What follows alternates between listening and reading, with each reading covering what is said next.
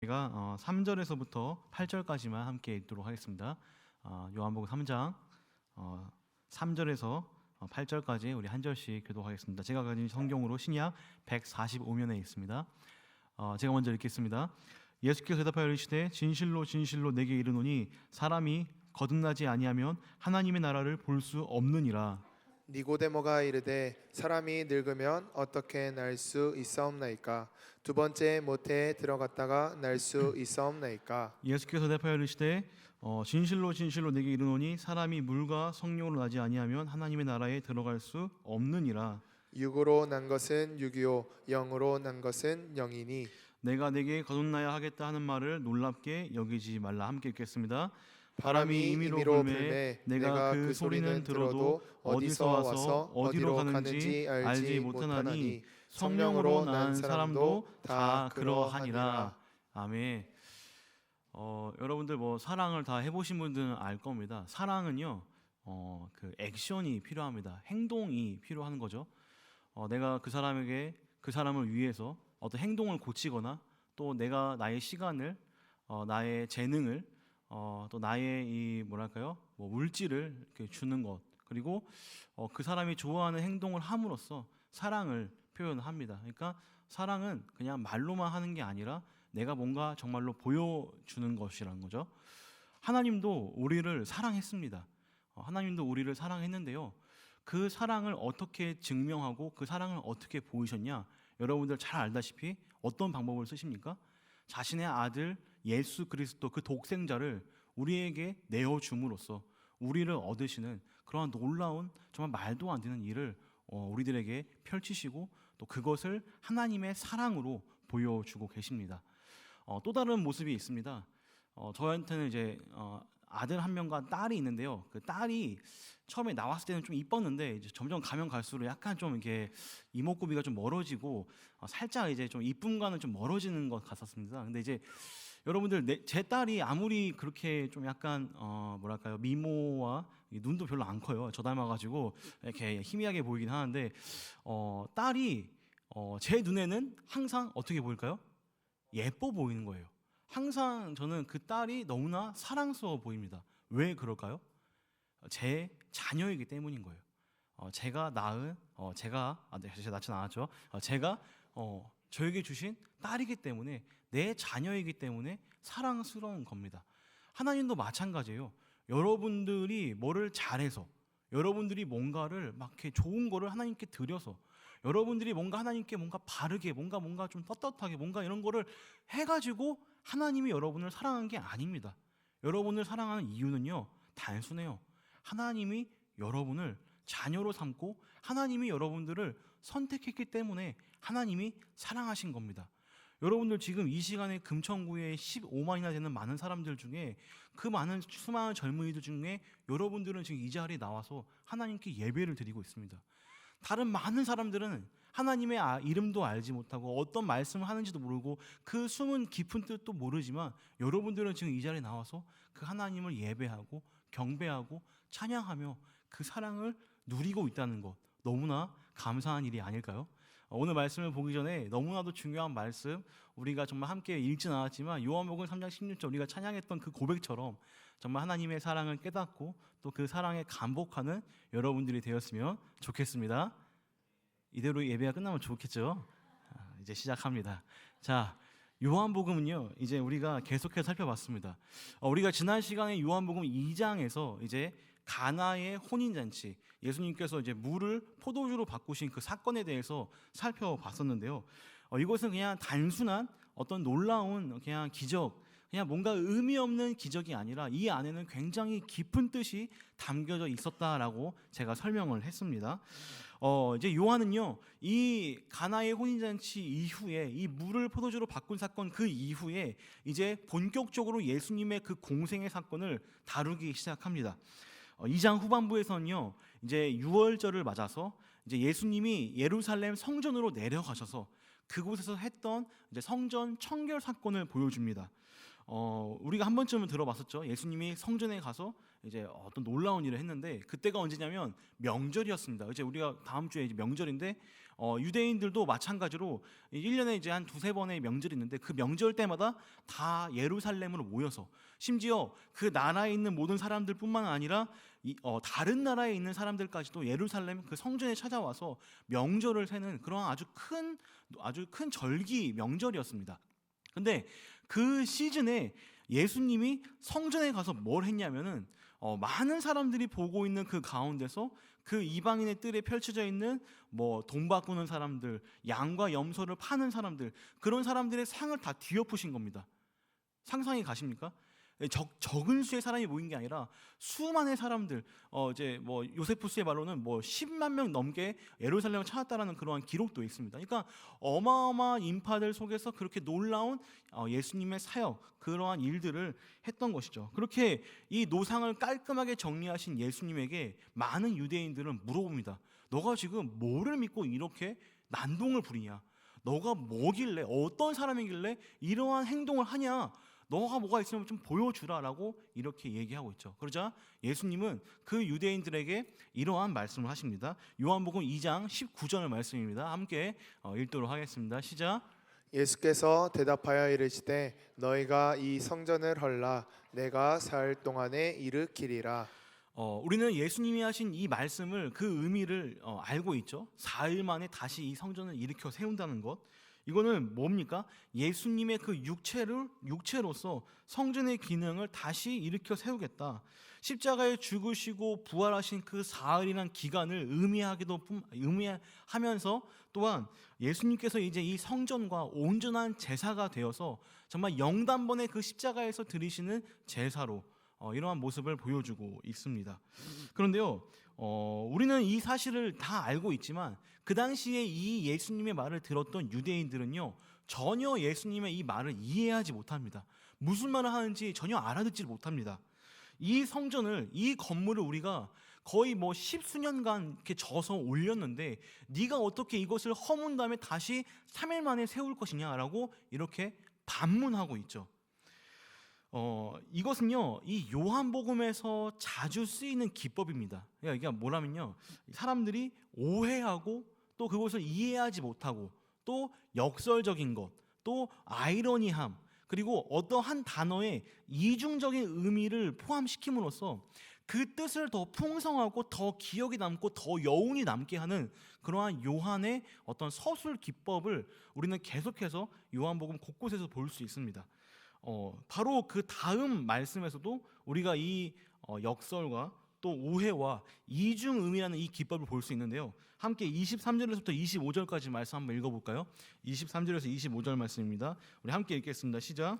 6월절에 예수께서 예루살렘에 계시니 많은 사람이 그의 행하시는 표적을 보고 그의 이름을 믿었으나 예수는 그의 몸을 그들에게 의탁하지 아니하셨으니 이는 친히 모든 사람을 아시며 또 사람에 대하여 누구의 증언도 받으실 필요가 없었으니 이는 그가 친히 사람 속에 있는 것을 아셨음이니라. 아멘.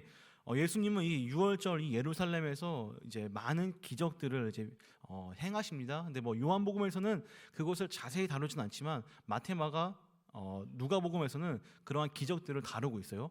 그래서 예수님이 그 예루살렘 성전에서 펼치셨던 많은 기적들을 통해서 사람들은 예수님을 믿게 됩니다. 그래가지고 와, 예수님이 이런 놀라우신 분이구나, 이러한 표적을 보이셨구나라고 이러한 믿음을 보이는데 예수님은 그들에게 어떻게 하셨냐라고 했으면 24절에 그들을 의탁하지 않았다라고 표현합니다. 의탁하지 않았다. 그런데 그냥 이렇게 넘어갈 수 있지만 이 원어를 보면요, 이 의탁하지 않았다라는 그 뜻이 바로 직전에 쓰였던 믿음이란 단어와 똑같이 쓰입니다. 그러니까 이 말씀을 이렇게 표현할 수 있어요. 사람들은 표적을 보고 예수님을 믿었지만 예수님은 그들을 의탁하지 않았다. 이것을 그들을 믿지 않았다. 그러니까 사람들은 예수님을 믿었지만 예수님은 그들을 믿지 않았다라는 말입니다. 그러니까 뭔가 좀 대조적이고 뭔가 좀 아이러니하죠. 역설적인 것을 보여줍니다. 그런데 우리가 주목해서 봐야 할 것은 왜 예수님은 그들을 믿지 않았냐, 이 내용을 우리가 좀 파악을 하고 오늘 본문을 봐야 되는데요.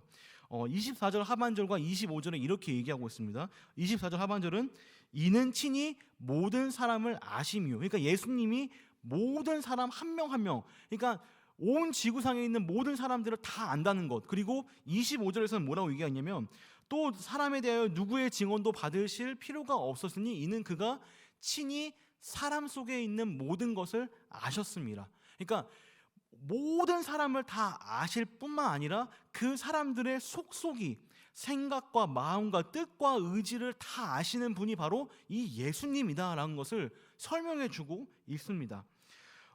이 이야기를 우리가 알아야지, 예수님의 이 신적인 능력을 우리가 알아야지 오늘 본문을 풀어가는 아주 중요한 키포인트가 되겠는데요. 저는 오늘 이 2장 이 23절에서 25절 말씀을 니고데모 이야기의 좀 프롤로그로 볼 수 있습니다. 그래서 3장 1절 말씀을 보면은 그 앞에 어떻게 시작하냐면 뭐 그런데로 이렇게 그 앞에 말을 이어주고 있죠. 여러분들, 예수님은요 하나님의 아들로서 하나님과 동일한 능력을 갖고 계십니다. 그래서 하나님이 그 능력들, 하나님의 성품들, 전지전능함을 그대로 다 갖고 계신다는 것이죠. 예수님의 능력은요 그 당시의 사람들에게만 국한되는 것이 아닙니다. 여기 있는 우리들에게도, 저에게도 동일하게 예수님의 그 능력은 발휘가 되십니다. 하나님과 성령 하나님, 그리고 예수 그리스도는요 인간들을 모두 아시고 그 마음을 다 감찰하시는 분입니다. 저는요 여러분들의 뭐 겉모습, 여러분들의 뭐 옷과 행색, 또 여러분들의 그 뛰어난 화장 기술 그에 덮여진 그 예쁜 얼굴만 볼 수 있지, 저는 여러분들의 속 사정, 속마음, 여러분들의 그 마음속 깊은 그 생각들, 여러분들의 그 집 구석구석을 다 알 수는 없습니다. 여러분들과 단지 1시간, 뭐 2시간 보는 게 전부이거든요. 그런데 여러분들, 예수님은요, 우리 하나님은요, 여러분들의 모든 것을 다 아시는 분입니다. 여러분들이 어떤 생각을 하고 있는지, 여러분들이 일주일 동안 어떠한 삶을 살았는지, 여러분들이 어떠한 행동을 하고 살았는지 다 하나님과 예수님은 알고 계신다는 것이죠. 그리고 여러분들의 그 삶을요 이제 나중에 다 끄집어내야 될 때가 있습니다. 그때가 언제입니까? 바로 심판의 날. 오늘 담임 목사님 얘기했던 건 그 재림의 날에 여러분들은 한 명도 빠짐없이 여러분들의 살았던 그 삶을 하나님 앞에 내어놓고 심판받을 날이 올 것입니다. 제가 지금 협박하는 게 아닙니다, 여러분들. 이거 사실인 거예요, 사실. 예, 협박하는 게 아닙니다.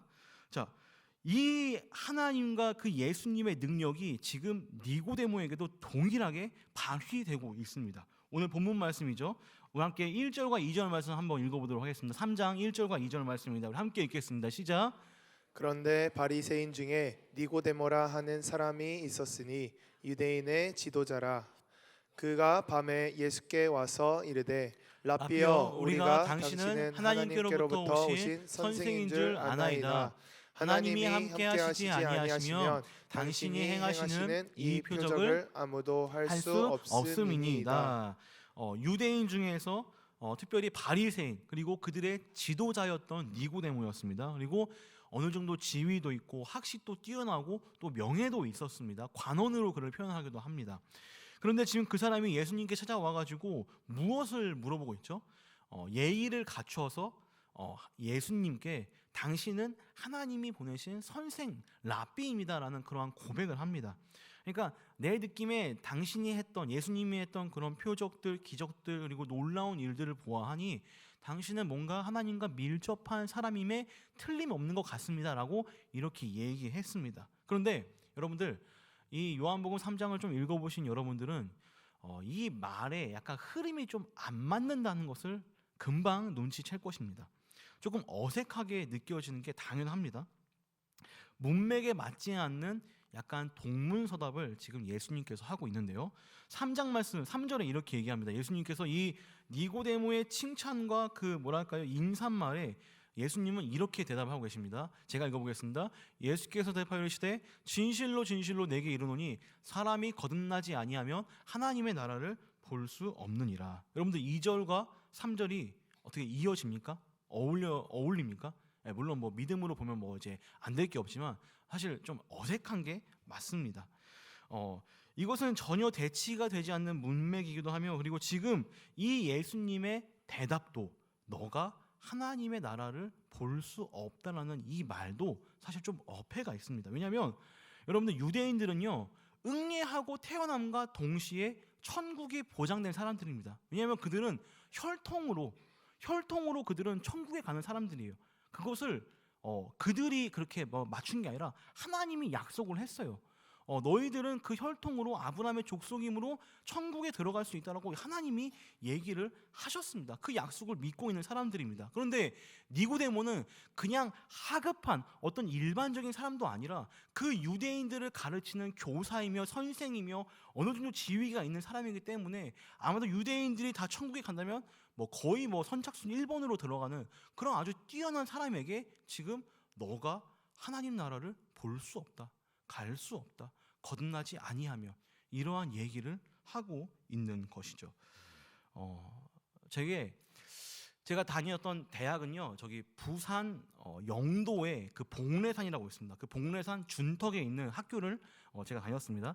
그 학교 뒤로 그 이제 등산로가 있어가지고 그 복례산 꼭대기에서 이제 딱 이렇게 앞을 보면 이제 부산 앞바다가 쫙 펼쳐져 있는데 아주 그 혹시 부산 출신 있나요? 나 부산에서 왔다. 거의 없네요. 예, 멀리서 오신 대구가 아마 리미트인 것 같습니다. 자, 근데 제가 이제 기숙사 생활을 할 때 등산객이 좀 많이 있으니까 이제 1층에서 어떤 할아버지가 이제 좀 허름한 차림으로 그 1층에 있는 자판기에서 음료수를 뽑아 먹으려고 하고 있는 거예요. 근데 이제 저희가 있었던 그 자판기가 좀 약간 특별한 자판기였어요. 뭐 초콜릿도 나오고 뭐 이렇게 과자도 있는 그런 막 버튼을 눌러가지고 해야 되는 그런 좀 어려운 자판기였는데 그 할아버지가 이제 등산객으로 보인 할아버지가 거기서 계속 돈을 넣었다 뺐다 이렇게 못 하고 계시는 거예요. 또 이게 또 시대의 또 오지라퍼 또 김몽룡이 가만히 있을 수 없었죠. 제가 가가지고 아이고 할아버지 제가 도와드릴게 해가지고 뭐 드시고 싶으세요? 그러니까 포카리를 먹고 싶대요. 그래서 포카리인가 뭔가 이온 음료를 빼드리고 할아버지 뭐 이렇게 인사를 하고 나왔는데 제 친구가 그걸 보더니 야, 너 저 교수님 알아? 이러는 거예요. 그러니까 할아버지였던 분이 사실은 이제 제가 잘 알지 못하는 아주 뛰어난 교수님이었습니다. 그분은 이제 잘 보이지 않았던 이유가 뭐냐면 서울대 교수님이었는데 고신대가 이제 출신이어가지고 학교를 한 번씩 와가지고 그냥 객원 교수로 오셨던 손봉호 교수님이라고 검색하면 어마어마한 분이십니다. 제가 그분한테 할아버지라고 얘기를 한 거예요. 그래서 그분 수업을 제가 요리조리 잘 피했던 기억이 납니다. 자, 그분이 얼마나 뛰어나시냐면 기독교 세계관이라는 말 들어봤죠, 여러분들? 기독교 세계관. 그 말을 거의 창시하시고 개념을 정의하신 분이에요.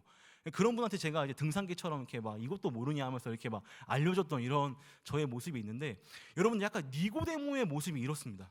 여러분들 니고데모는 어느 정도 나이도 있었던 것 같아요. 왜냐하면 내가 지금 늙었는데 어떻게 다시 모태에 들어갑니까? 라고 얘기했던 모습도 있고 또 그는요 지금 유대인들 중에 바리새인들 중에 거의 뭐 교수와도 같은 그런 아주 높은 지위의 사람이 지금 뭘 예수님께 물어보고 있냐? 이 하나님 나라에 대해서 그가 늘 가르쳤던 그것에 대해서 다시 보고 있는 것이죠. 또 하나 이 니고데모의 상태를 잘 알려주고 있는 그러한 하나의 이 어휘가 있는데 바로 밤이라는 단어입니다. 밤. 우리가 깜깜한 밤을 얘기하고 있어요. 그 니고데모가 밤에 찾아와서 예수님께 물어봤다는 것이 지금 니고데모가 얼마나 그가 무지하고 뭔가 영적으로 깨어있지 못하고 육에 속한 사람인 것을 단적으로 보여주고 있는 것입니다. 그래서 여러분들 니고데모는 수없이 많은 사람들에게 유대인들에게 바리새인들에게 그 율법을 가르치고 하나님 나라를 가르쳤던 그 사람이 지금 예수님 앞에서 다시 하나님 나라를 가르침 받는 그러니까 지금 연필 잡는 것부터 다시 시작하는 모습을 보여주고 있는 장면이라는 것입니다. 자, 여러분들은 어떻습니까?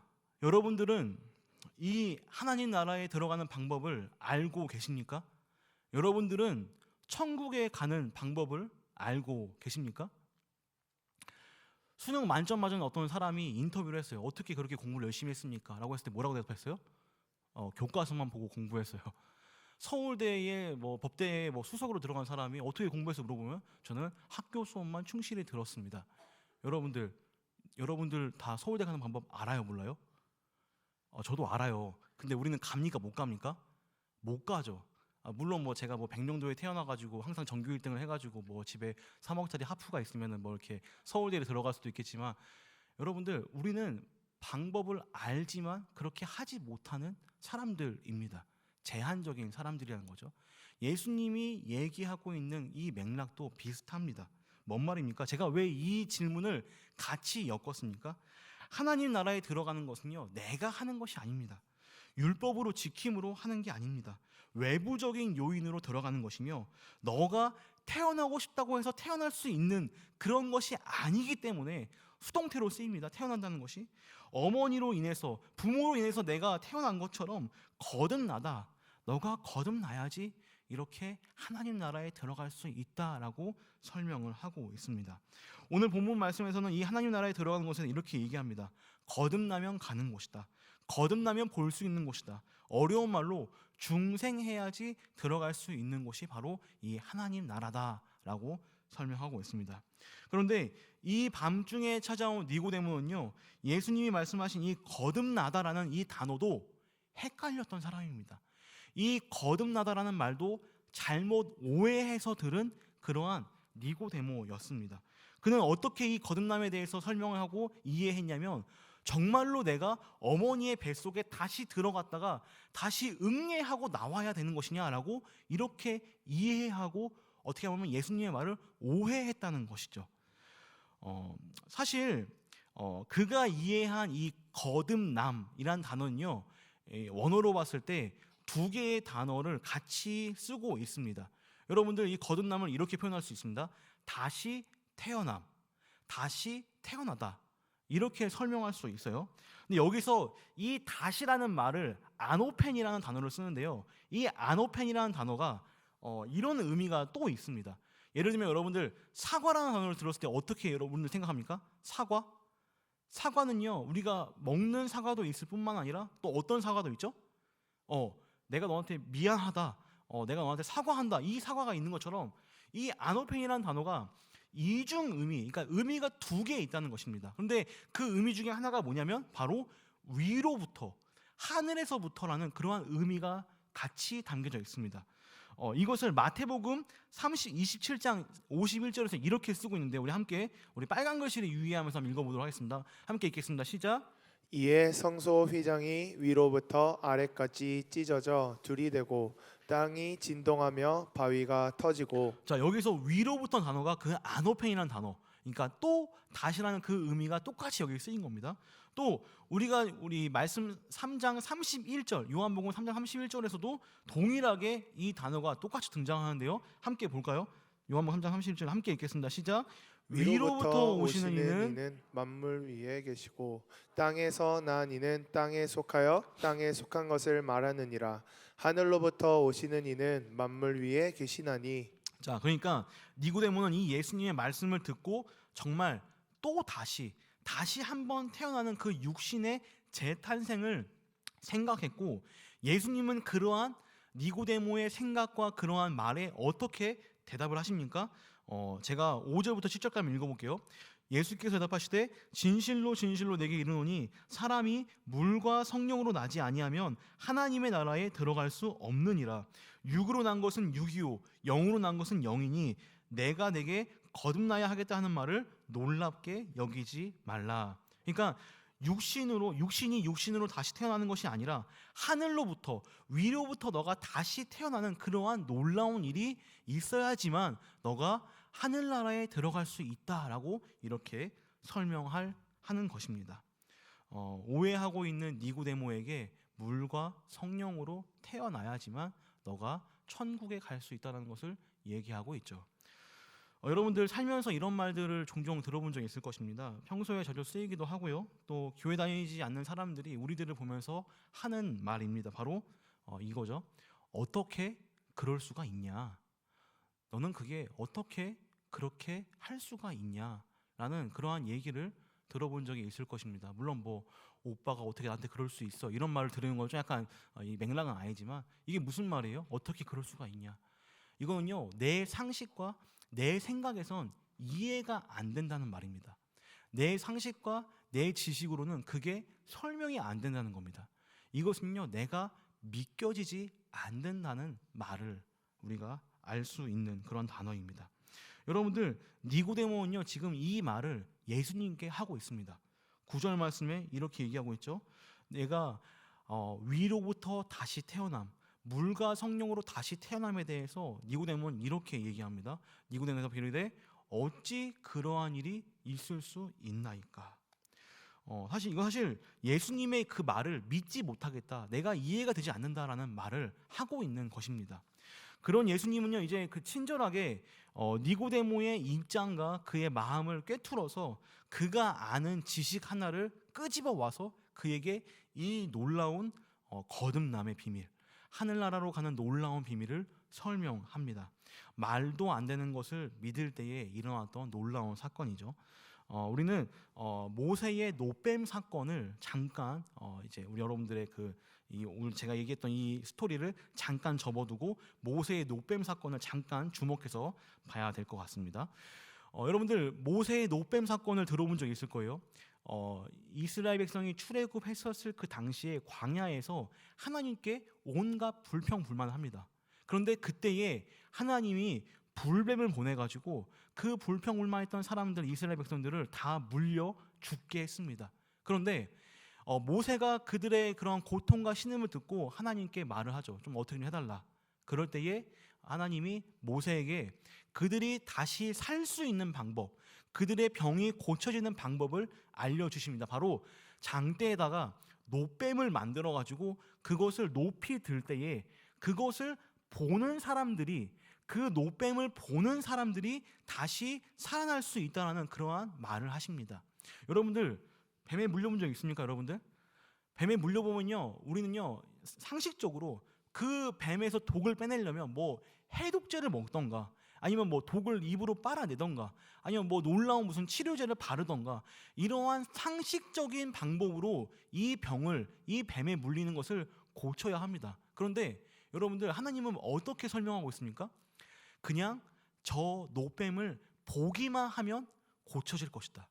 그냥 저 노뱀을 보는 사람들은 살아날 수 있을 것이다 라고 얘기를 한 겁니다. 여러분들 모세가 이렇게 설명했겠죠. 여러분들 이 뱀을 보세요. 이 노뱀을 보면 여러분들이 이 뱀을 보는 즉시 병에 나을 수 있습니다라고 말을 했겠죠. 그런데 여러분들 그 말을 믿지 않고, 그 말을 듣지 않고, 그 말을 귀에 새기지 않고 죽은 사람이 수천 수만 명입니다. 이해가 되나요? 우리는요 어떻게 보면은 상식적이지 않는 기독교, 상식적이지 않는 이 구원을 여러분들은 믿고 있는 사람들입니다. 하나님이 그 2000년 전에 그 아들을 죽이시고 그 십자가, 그 아들의 이름을 믿는 사람들에게 구원을 준다라는 말이 여러분들 세상 사람들에게 얼마나 얼토당토하지 않은 그런 말로 여겨지는지 아시지 않습니까? 그런데 여러분들은 그 놀라운 것을 여러분들의 그 믿음으로 말미암아, 하나님께서 주신 그 믿음으로 말미암아 믿고 살아가는 사람들인 것입니다. 말씀을 정리하겠습니다. 여러분들 하나님 나라는 어떻게 들어갑니까? 오늘 말씀처럼 거듭나야지, 중생해야지 우리가 들어갈 수 있는 것입니다. 그런데 이 거듭남은 우리의 육신이 다시 살아나는 것이 아니라 물과 성령으로, 회개와 우리 가운데 있는 그 죄를 끄듬으로 말미암아, 그 성령의 충만함으로 말미암아 우리는 다시금 살아날 수 있고, 또 그러한 사람들만이 하늘나라에 들어갈 수 있다는 것입니다. 우리는 이 니고데모에 대해서 살펴봤는데요, 그는 예수님의 대화를 듣고 거듭났을까 거듭나지 않았을까라고 제가 질문을 우리 마을장들에게 해봤습니다. 그러자 우리 마을장 중에 심우재 형제가 이렇게 얘기하죠. 거듭났다 이렇게 얘기하더라고요. 아니 나도 확신에 차지 않았는데 어떻게 그걸 믿냐라고 하니까 라이프 성경사전에 그게 나와 있다라고 이렇게 얘기를 하더라고요. 우재 형제 사랑해요. 예. 우리는 알 수 없습니다. 니고데모가 이 예수님의 말을 듣고 거듭났는지 거듭나지 않았는지 우리는 알 수 없습니다. 근데 니고데모가 요한복음에 2번 더 나와요. 근데 그 나올 때마다 예수님의 편을 들고 또 예수님의 그 장사된 것을 돕는 그러한 모습을 볼 수 있습니다. 그가 하나님 나라에 갔냐 안 갔냐를 우리가 알 수 없지만 우리가 그의 모습을 통해서 한번 우리들에게 적용해 볼 만한 그러한 것은요, 저는 이것이라고 생각합니다. 바로 그가 예수님께 나아왔다는 것입니다. 그는요 예수님께 나아왔습니다. 그가 밤을 헤치고 왔던, 혹은 밤에 가리워서 자신의 신분을 숨기고 왔던, 어쨌든 그는 예수님께 나아왔던 사람입니다. 그리고 예수님을 만나고 나서 그는 분명한, 확실한 그 빛된 신 예수 그리스도의 말씀을 들었습니다. 그리고 그 생명력 있는 그 메시지를 들고 다시 나갔을 것입니다.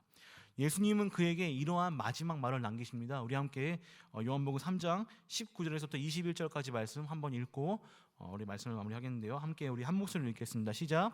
그 정죄는 이것이니 곧 빛이 세상에 왔으되 사람들이 자기 행위가 악함으로 빛보다 어둠을 더 사랑한 것이니라. 악을 행하는 자마다 빛을 미워하여 빛으로 오지 아니하나니 이는 그 행위가 드러날까 함이요 진리를 따르는 자는 빛으로 오나니 이는 그 행위가 하나님 안에서 행한 것임을 나타내려 함이라 하시니라. 아멘. 요한복음 1장 16절 18절 말씀과 매우 유사한 말씀이죠. 진리를 따르는 자는 빛으로 나아오는 사람들이다. 어둠에 거하지 않고 빛으로 나오기를 주저하지 않는 자, 빛을 사랑하고 빛으로 나아가며 그 빛을 따르는 자가 우리가 되어야겠습니다. 여러분들 삶 가운데 이러한 예수님을 쫓는 또 예수님의 말씀으로 말미암아 나아갈 수 있는 그런 여러분들 되시며 오늘 이 결단을 수행함으로써 우리 함께 우리의 삶 가운데서 한번 깊게 결단하는 시간 갖도록 하겠습니다. 우리 함께 다 같이 일어서서 함께 빛으로 비추시네 찬양하도록 하겠습니다.